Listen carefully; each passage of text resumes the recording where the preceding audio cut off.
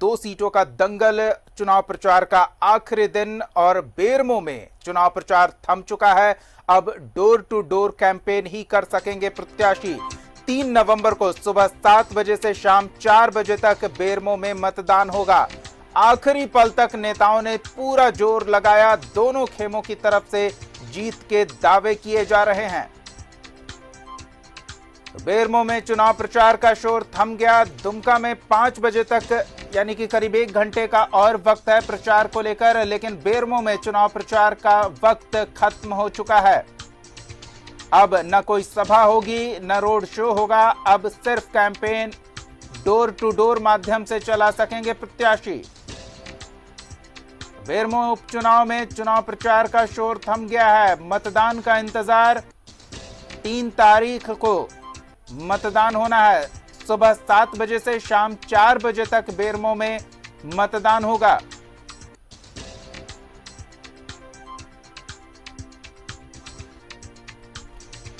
चुनाव प्रचार में आखिरी क्षण तक दोनों खेमों ने पूरा जोर शोर लगाया, पूरा दमखम दिखाया, शक्ति प्रदर्शन भी किया गया।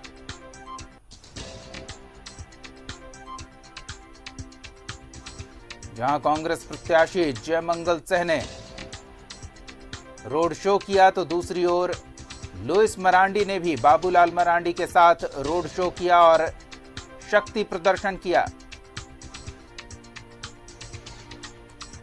तो अब क्या स्थिति बन रही है आखिरी क्षणों में? कितना दमखम लगाते दिखे दोनों खेमों के दमदार दावेदार, और क्या दावा देखने को मिल रहा है? उत्साह क्या है लोगों के बीच? सीधे रुख करेंगे बेरमो का। हमारे सहयोगी विपिन जुड़े हुए हैं। विपिन, चुनाव प्रचार का वक्त खत्म हो गया, अब क्या स्थिति बनती दिख रही है? दीपक, उपचुनाव 3 तारीख को होना है और इस उपचुनाव को लेकर लगातार अब तक राजनीतिक दलों के द्वारा पूरी तरह से अपनी ताकत यहां पर लगाई गई मतदाताओं को रिझाने के लिए। चाहे बात मुख्यमंत्री की हो, बाबूलाल मरांडी की हो, या फिर राज्य सरकार के अन्य मंत्रियों, राज्य के सांसद विधायकों की बात हो, तो चाहे वो कांग्रेस के उम्मीदवार के पक्ष में घेराबंदी करने की बात हो या फिर बीजेपी उम्मीदवार के पक्ष में बीजेपी की बात हो, तो पूरी शिद्दत के साथ दोनों गठबंधन ने अपनी ताकत इस उपचुनाव में बेरमो विधानसभा क्षेत्र में झोंकी है। और अब चुनाव प्रचार का समय समाप्त हो चुका है। 3 तारीख को सुबह 7 बजे से लेकर शाम 4 बजे तक मतदान होना है। तो उस कड़ी में अब जो अंतिम ये वक्त है, जो 36 घंटे का समय बचा हुआ है, जिसमें डोर टू डोर तो प्रत्याशी जरूर जा सकता है, तो इसमें जो सबसे महत्वपूर्ण किसी चुनाव के लिए जो मैनेजमेंट हो जाता है वो बूथ का होता है। तो बूथ मैनेजमेंट पे पूरा फोकस जो है वो बीजेपी और कांग्रेस उम्मीदवारों की तरफ से दिया जा रहा है। हालांकि बेरमो में तकरीबन 1 दर्जन से ज्यादा उम्मीदवार जो है चुनावी मैदान में उतरे हैं, लेकिन सीधे तौर पर यहाँ की लड़ाई जो है वो कांग्रेस बनाम भाजपा की नजर आई। और जिस तरह से आज अंतिम दिन की अगर बात करें तो कांग्रेस उम्मीदवार अनूप सिंह ने अपने पूरे परिवार के साथ बेरमो में जनसंपर्क पदयात्रा की, लगातार रोड शो के जरिए लोगों तक अपनी बातों को पहुंचाने की कोशिश की, और उसके बाद अंत में जो एक चुनावी सभा था उसमें काफी भावुक नजर वो आए अपने पिता को याद करते हुए। और उन्होंने बेरमो की जनता से समर्थन मांगा कि उन्हें एक बार अगर वो बेरमो मौका देती है तो राजेंद्र बाबू की तरह वो भी इस क्षेत्र के लिए काम करना चाहते हैं। और साथ ही साथ उनके निशाने पे इस दौरान यहाँ के जो स्थानीय सांसद हैं गिरिडीह के, वो भी लगे रहे। और जिस तरह से उन्होंने निशाना साधा कि यहाँ पर उनको हराने के लिए बीजेपी ने पूरा कुनबा उतार रखा है, तो काफी दिलचस्प मुकाबला यहाँ पर नजर आया है। और अब चुनाव कराने के लिए जो प्रिजाइडिंग अफसर और जो पोलिंग पार्टी है वो भी धीरे धीरे कई जगहों पर देखने को मिला है कि वो टीम अब यहाँ पर आते जा रही है। सघन जांच अभियान भी पूरे विधानसभा क्षेत्र में जो बॉर्डर का इलाका है वहां पर देखने को मिल रहा है। हर एक व्यक्ति की जांच, हर एक वाहन की जांच जिला प्रशासन के द्वारा कराया जा रहा है ताकि फेयर इलेक्शन जो यहाँ पर हो सके। और जिस तरह से कोविड-19 को देखते हुए कुछ नए गाइडलाइन के साथ चुनाव कराए जाने हैं, तो वो भी एक महत्वपूर्ण जवाबदेही जिला प्रशासन के ऊपर होगा कि निष्पक्ष तरीके से शांतिपूर्वक मतदान जो है उपचुनाव जो 3 तारीख को प्रस्तावित है वो संपन्न कराया जा सके। बिल्कुल विपिन, आखिरी पलों में चुनाव प्रचार के दौरान हमने देखा कि महागठबंधन खेमे की ओर से भीड़ जुटाकर शक्ति प्रदर्शन करने की कोशिश की गई, ये दर्शाने की कोशिश की गई कि भारी जन समर्थन उनके साथ है। तो एनडीए खेमे की ओर से आखिरी पलों में किस तरह की रणनीति देखने को मिली? जी देखिए, जिस तरह से अगर रोड शो की बात करें तो आज बीजेपी ने भी अपना रोड शो बेरमो विधानसभा के सुदूरवर्ती इलाकों में निकाला था।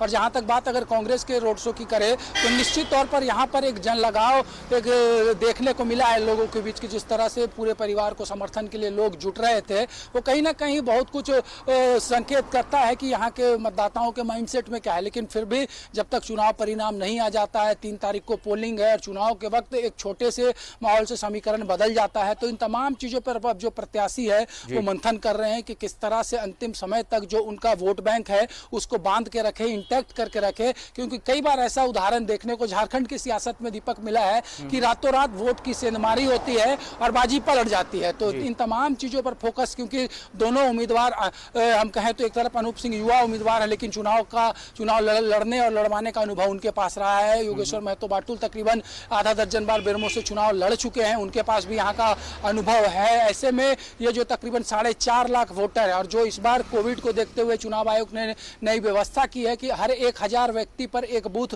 बनाया गया, तो तकरीबन यहाँ पर जो जानकारी मिल रही है कि 450 से ज्यादा पोलिंग बूथ जो है वो बनाए जाएंगे, जिसमें कई मॉडल बूथ होंगे। उसके साथ ही साथ जो कोविड पेशेंट है उनको वोट कराने की जो प्रक्रिया है उसका पालन बिल्कुल प्रशासनिक तैयारी पूरी है। विपिन, एक और चीज समझना चाहेंगे, बेरमो विधानसभा सीट में जहां महागठबंधन खेमे से करीब करीब पूरा कैबिनेट मौजूद था, चुनाव अभियान के दौरान मुख्यमंत्री खुद कई दौरे कर चुके हैं, कांग्रेस के पूर्व मंत्री तक, केंद्रीय मंत्री तक यहां चुनावी सभा में पहुंच चुके हैं, जनसंपर्क अभियान कर चुके हैं। तो एक छोटी सी सीट पर इतने दमदार स्टार प्रचारकों का मौजूद होना, दूसरी ओर एनडीए खेमे की ओर से भी कई बड़े नाम चुनाव प्रचार में जुटे रहे, लेकिन आजसू का प्रभाव कहा जाता है कि इस क्षेत्र में ज्यादा है, तो आजसू प्रमुख सुदेश महतो की भी काफी सक्रियता देखने को मिली। तो ये जो पलड़ा है किसका भारी लग रहा है? कौन ज्यादा लोगों के साथ चुनाव प्रचार अभियान करने में सक्षम रहा है? और जो आखिरी पलों में हवा का रुख बदलने की संभावना जता रहे हैं आप, क्या अब डोर टू डोर कैंपेन में भी ये बड़े नाम मौजूद होंगे?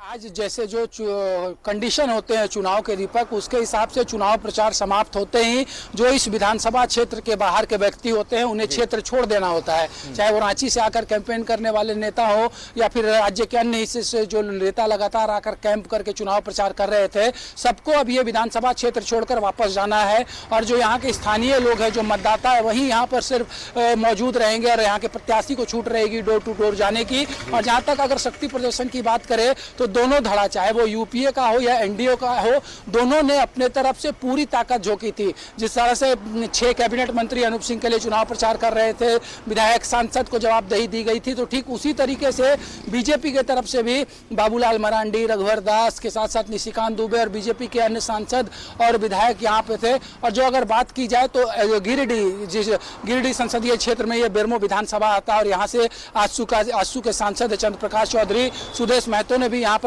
जो कई चुनावी सभाएं की, लगातार चंद्र प्रकाश चौधरी की सक्रियता यहाँ पर देखने को मिली है। तो कुल मिलाकर एक दिलचस्प मुकाबला बेरमो में देखने को मिल रहा है। लेकिन इतना जरूर है कि जिस तरह से ये कांग्रेस का एक अभेद गढ़ एकीकृत बिहार से लेकर अलग झारखंड बनने के बाद रहा था और जिन परिस्थितियों के बीच यहाँ पर उपचुनाव हो रहा है वो यहाँ के मतदाता जानते हैं। इसलिए हम ये कह सकते हैं कि फिलहाल अगर बात की जाए तो चुनाव प्रचार का जो अब दौर समाप्त हुआ है, इसमें पूरी कोशिश लगाई गई दोनों गठबंधन की तरफ से। अब बारी मतदाताओं की है, जब 3 तारीख को वो सुबह 7 बजे से 4 बजे तक अपने मताधिकार का प्रयोग कर अपना नया जनप्रतिनिधि बेरमो विधानसभा के लिए चुनेंगे। बिल्कुल विपिन, सुरक्षा इंतजामों की बात कर लें, नक्सल का प्रभाव भी इस क्षेत्र के कुछ हिस्सों पर है, ऐसे में कई संवेदनशील और अति संवेदनशील बूथ भी होंगे, तो उन क्षेत्रों में मतदाता निर्भीक होकर मतदान करने केंद्र तक पहुंच पाए, इसको लेकर पर्याप्त प्रबंध किए गए हैं प्रशासन की ओर से? दीपक, जैसा पहले भी मैंने बताया, लगातार सघन जांच अभियान यहाँ चल रहा है और किस तरह से ज़्यादा सहूलियत के साथ मतदाता जो है अपने अपने पोलिंग स्टेशन में पहुँच सके, इसको लेकर भी जिला प्रशासन की तरफ से लगातार कवायद की गई है। 10 महीने पहले ही यहाँ पर आम चुनाव हुए थे विधानसभा के, उस वक्त भी निष्पक्ष तरीके से शांतिपूर्ण मतदान संपन्न हुआ था। तो इस बार भी जिला प्रशासन का यह दावा है कि निष्पक्ष और शांतिपूर्वक तरीके से उपचुनाव को संपन्न कराया जाएगा। और इसको लेकर जो भी जागरूकता अभियान चलाया जाना था जिला प्रशासन की तरफ से, वो चलाया गया है। सुरक्षा के लिए हर जगह पर सुरक्षा कर्मी मुस्तैद करा दिए गए हैं। अलग अलग जो अर्धसैनिक बल है उनको यहाँ पर डिप्यूट किया गया है। तो हर पूरी तैयारियां अब हो चुकी है। तकरीबन 36 घंटे का मुश्किल से वक्त बचा है उपचुनाव की प्रक्रिया शुरू होने में। 7 बजे से 4 बजे तक 3 तारीख को वोट होना है। तो राजनीतिक दलों ने अपनी तैयारियां पूरी कर ली, मतदाता तक जाकर अपनी बात पहुंचा दी। अब बारी यहाँ के वो तकरीबन 4.5 लाख मतदाताओं की है कि वो अब किस तरीके से किसकी बात से प्रभावित होकर अपना जनप्रतिनिधि चुनने के लिए 3 तारीख को घरों से निकलेंगे। बिल्कुल विपिन, आप नजर बनाए रखें हर हलचल पर। फिलहाल इन तमाम अपडेट्स के लिए बहुत बहुत धन्यवाद। तो प्रशासनिक अमला पूरी तरह से तैयारी को अंतिम रूप देने में जुटा हुआ है। इस बीच दोनों खेमों की ओर से दमदार और पूरे दमखम के साथ चुनाव प्रचार अभियान चलाया गया। अब समय खत्म हो चुका है चुनाव प्रचार का।